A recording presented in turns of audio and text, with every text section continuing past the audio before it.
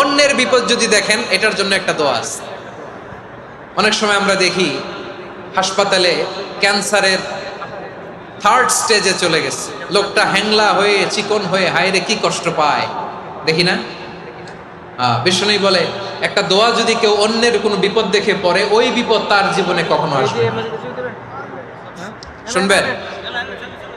শোনার আগ্রহ আছে?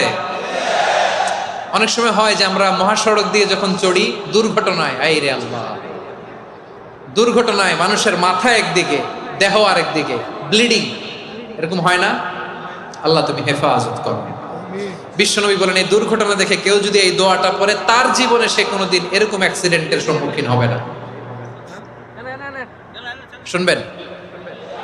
বিশ্বনবী বলেন অন্যের বিপদ দেখে কেউ যদি পড়ে, আলহামদুলিল্লাহিল্লাযী আফানি মিম্মা বাতালাকা বিহি ওয়া ফাদ্দালানি আলা কাসীরিন মিম্মান খালাকা তাফদীলা, মানে প্রশংসা সেই আল্লাহর, যে আল্লাহ তাআলা তোমাকে যেই জিনিস দিয়ে পরীক্ষা করেছে, আমাকে ওইটা থেকে বাঁচিয়ে দিয়েছে।